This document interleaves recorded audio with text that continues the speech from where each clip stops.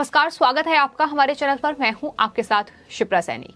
Aryan Khan cruise drug case में Prabhakar cell के एक हलफनामे में इस पूरे ड्रग केस को एक नया मोड़ दे दिया था। कई सवाल लगातार हलफनामे को लेकर भी उठ रहे थे। जिस तरीके से प्रभाकर सैल की ओर से बड़े खुलासे इस पूरे हलफनामे में किए थे, लेकिन हलफनामे में कितनी सच्चाई है, ये आरोप कितने सच है और कितने झूठ, अब इसकी तफ्तीश हो रही है। और आपको बता दें, प्रभाकर सैल अब एनसीबी के शिकंजे पर है। प्रभाकर सैल से एनसीबी की विजिलेंस टीम पूछताछ कर चुकी है।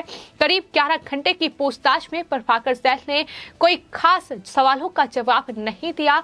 कहीं ना कहीं वो सवालों के जवाब से बचते नजर आए। लेकिन उन सब के बाद अब आपको बता दें, एनसीबी की जो एसआईटी है, उन्होंने प्रभाकर सैल को समन भेजा था और अब प्रभाकर सैल एनसीबी एसआईटी जो है वो प्रभाकर सैल से पूछताछ करेगी। एनसीबी दफ्तर प्रभाकर सैल पहुंच गए हैं।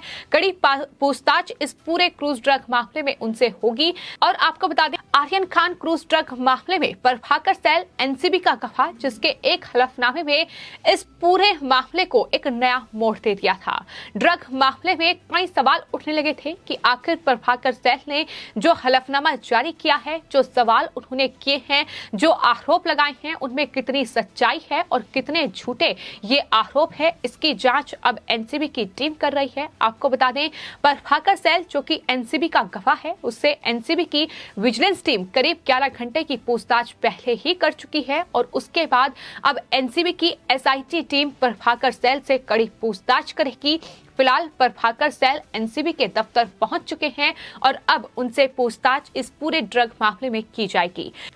दरअसल महाराष्ट्र में आर्यन खान क्रूज ड्रग मामला जो कि 2 अक्टूबर को सामने आया, लेकिन प्रभाकर सैल का हलफनामा इस पूरे मामले के करीब 20 दिन बीत जाने के बाद सामने आया, जिसने एक नया सवाल खड़ा कर दिया कि आखिर इस पूरे मामले में क्या सच्चाई है। क्योंकि प्रभाकर सैल की ओर से जो हलफनामा सोशल मीडिया में जारी किया गया था, उसमें उन्होंने ये आरोप लगाए थे कि समीर वानखेड़े ने आर्यन खान को मामले को रफा दफा करने के लिए 8 करोड़ रुपए की वसूली की मांग की है।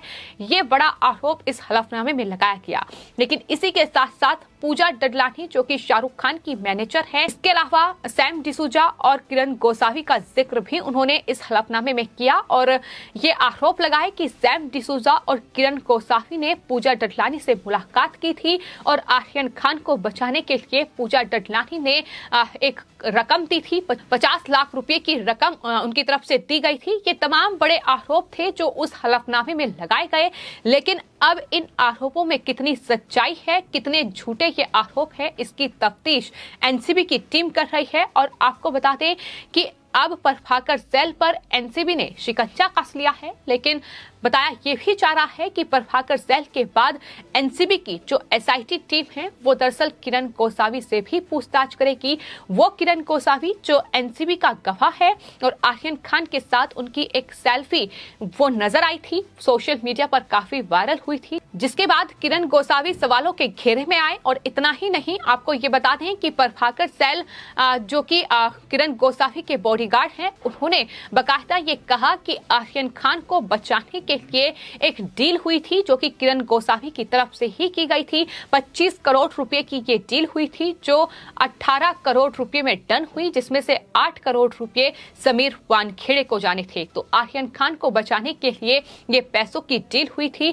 आखिर इस वसूली के मामले का सच क्या है, समीर वानखेड़े पर जो आरोप लगाए जा रहे हैं उसमें कितनी सच्चाई है, इसकी जांच भी एनसीबी की विजिलेंस टीम कर रही है। लेकिन फिलहाल सबसे बड़ा सवाल यही है कि अगर प्रभाकर सैल के ये आरोप झूठे हैं जो उन्होंने लगाए हैं, तो ये आरोप किसके इशारे पर लगाए गए हैं, आखिर किसने हलफनामे की ये पूरी स्क्रिप्ट लिखी है, ये तमाम बड़े सवाल हैं जिन्हें एनसीबी की टीमें फिलहाल खंगाल रही है। और यही वजह है कि जिन नामों का जिक्र प्रभाकर सैल ने सोशल मीडिया पर जो हलफनामा उन्होंने जारी किया उसमें किया है, फिर चाहे वो सैम डिसूजा हो, किरण गोसावी हो या इसके अलावा भी कई नाम इस पूरे मामले में सामने आ चुके हैं। फिलहाल एनसीबी की टीमें एक एक कर सबसे कड़ी पूछताछ कर रही है। लेकिन इस वसूली मामले में, इस आर्यन खान क्रूज ड्रग मामले से जुड़े जितने भी लोग हैं जिनका नाम सामने आया है, फिर चाहे वो शाहरुख खान की मैनेजर पूजा डडलानी हो, जिन्हें एनसीबी की टीम 3 बार समन भेज चुकी है, लेकिन वो किसी भी समन का जवाब नहीं दे रही है। स्वास्थ्य कारणों का हवाला उनकी तरफ से दिया जा रहा है। इसके अलावा अगर बात किरण गोसावी की जाए तो आपको बता दें, किरण गोसावी फिलहाल पुणे की जेल में बंद है और माना जा रहा है कि किरण गोसावी से एनसीबी की टीम पूछताछ करेगी इस पूरे मामले में। तो आपको बता दें, पहले प्रभाकर सैल से एनसीबी की एसआईटी पूछताछ कर रही है। क्या कुछ सवाल उनसे किए जाएंगे, क्या जवाब मिलेंगे, ये आने वाले वक्त में देखना होगा। लेकिन उसके बाद एनसीबी के गवाह किरण गोसावी पर भी शिकंजा कसा जाएगा। उनसे पुणे की जेल में एनसीबी की ये टीम पूछताछ करेगी और उसके बाद शाहरुख खान की मैनेजर पूजा डडलानी से भी आज एनसीबी की टीम पूछताछ कर सकती है, क्योंकि पूजा डडलानी का नाम बार बार सामने आया है कि पूजा डडलानी ने आर्यन खान को बचाने के लिए सैम डिसूजा को पैसों से भरा एक बैग दिया था। 50 लाख रुपए होने का दावा उसमें किया गया था। हालांकि बात नहीं बन पाई और वो पैसे वापस पूजा डडलानी के पास गए हैं। लेकिन माना जा रहा है कि अगर इस पूरे मामले में वसूली का ये खेल सच साबित होता है, अगर ये निकलकर सामने आता है कि किरण गोसावी, सैम डिसूजा और पूजा डडलानी ने मिलकर आर्यन खान को बचाने के लिए ये पूरा वसूली का खेल रचा था, अगर पैसों का लेन देन हुआ था, तो इसमें शाहरुख खान की मुश्किलें भी बढ़ सकती हैं, शाहरुख खान भी गिरफ्तार हो सकते हैं। तो फिलहाल जो छानबीन है महाराष्ट्र में, वो आर्यन खान क्रूज ड्रग मामले में भी लगातार जारी है और यही वजह है कि ये आर्यन खान क्रूज ड्रग मामले में दरअसल एनसीबी के जो जोनल डायरेक्टर हैं समीर वानखेड़े, उन्होंने ही पेशकश की थी कि इस पूरे मामले की जो जांच है वो उच्च स्तरीय टीम करे। ये वो चाहते हैं क्योंकि इस पूरे मामले में उन्हें कहीं ना कहीं घसीटकर उन पर ये तमाम आरोप लगाकर इस पूरी जांच को प्रभावित किया जा रहा है। और अब एनसीबी की SIT Aryan Khan cruise drug मामले की जांच कर रही है, तमाम लोगों से पूछताछ की जा रही है। आपको ये भी बता दें कि एसआईटी ने कॉन्ड्रेलिया क्रूज का दौरा भी किया था, जहां समीर वानखेड़े उनके साथ थे और जो एक्शन समीर वानखेड़े की ओर से इस पूरे मामले में अभी तक लिया गया है, अब एनसीबी की ये एसआईटी इस पूरे मामले में आगे की तफ्तीश करेगी। तो आर्यन खान क्रूज ड्रग मामला जो महाराष्ट्र की सियासत में कहीं ना कहीं एक बड़ा केस बन चुका है, जिसको लेकर बीजेपी और एनसीबी भी आमने सामने हैं।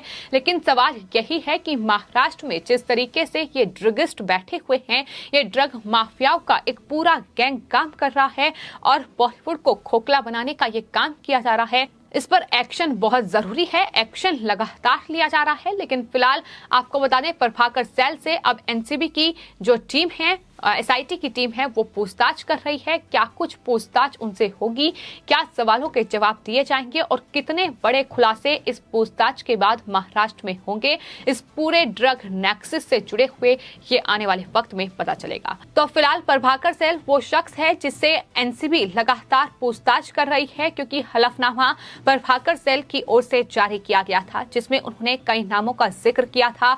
लेकिन उसके बाद वो नाम एक के बाद एक सामने आ रहे हैं, फिर चाहे वो किरण गोसावी हो जो प्रभाकर सैल के तमाम दावों को झूठा करार दे रहे हैं। उन्होंने कहा है कि नवाब मलिक के इशारे पर प्रभाकर सैल ने ये पूरी स्क्रिप्ट लिखी है, या फिर उसके बाद सैम डिसूजा हो जिन्होंने ये कहा है कि दरअसल पूजा डडलानी ने आर्यन खान को बचाने के लिए पैसों से भरा एक बैग दिया था, लेकिन वो पैसे उन्हें वापस लौटा दिए गए, या फिर इसके अलावा मनीष भानुशाली हो जिनका नाम सामने आया था। तो तमाम लोग आकर मीडिया में एक के बाद एक बयान दे रहे हैं। लेकिन इस बीच आपको बता दें, प्रभाकर सैल के जो वकील हैं हेमंत इंगले, उन्होंने न्यूज चैनल से बातचीत करते हुए कहा है कि केपी गोसावी पूजा डडलानी से पैसे वसूलने के लिए अपने बॉडीगार्ड प्रभाकर सैल के नंबर को अपने मोबाइल में समीर वानखेड़े के नाम से उन्होंने सेव किया था। और आगे उन्होंने ये भी कहा है कि लोअर परहेल में पूजा से उनकी मुलाकात हुई है। उस दौरान केपी ने अपने बॉडीगार्ड प्रभाकर सैल को इंस्ट्रक्शन दिया था कि वो पूजा डडलानी से जब मीटिंग कर रहा होगा तो उस वक्त केपी गोसावी के नंबर पर फोन करें, ताकि प्रभाकर सैल का नंबर जो समीर वानखेड़े के नाम से उनके मोबाइल फोन में सेव था, उसे पूजा डडलानी को दिखाकर ये बताया जा सके कि समीर वानखेड़े इस पूरी वसूली को मॉनिटर कर रहे हैं। तो ये पता कर रहे हैं कि पैसों की डील हुई है या फिर नहीं। फिलहाल ये जांच का विषय है जिसमें जांच हो रही है, लेकिन कहीं ना कहीं अब प्रभाकर सेल के वकील ने यह साफ कर दिया है कि इस पूरे वसूली कांड के जो कर्ता धर्ता हैं वो किरण गोसावी हैं। उन्होंने ये कह दिया है, लेकिन वहीं किरण गोसावी ने इन तमाम आरोपों से पल्ला झाड़ते हुए ये कहा है कि प्रभाकर सेल नवाब मलिक के इशारे पर ये पूरी स्क्रिप्ट उनके द्वारा लिखी गई है। बता दें कि एक और नाम सामने आया है, वो है सुनील पाटिल का, और बताया ये जा रहा है कि सुनील पाटिल एनसीपी का संस्थापक सदस्य है और नवाब मलिक के साथ उसके अच्छे संबंध हैं और सुनील पाटिल ही इस पूरे वसूली मामले का मास्टरमाइंड है। ये लगातार बीजेपी की ओर से कहा जा रहा है।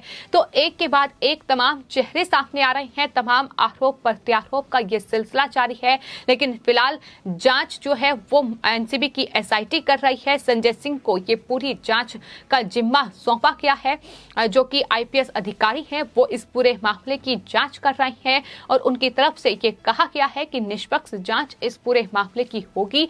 आर्यन खान क्रूज ड्रग मामले में आखिर किसने इस पूरे वसूली खेल को अंजाम दिया है, उन पर शिकंजा कसा जाएगा। और फिलहाल शुरुआत हो चुकी है, प्रभाकर सेल से पूछताछ लगातार जारी है।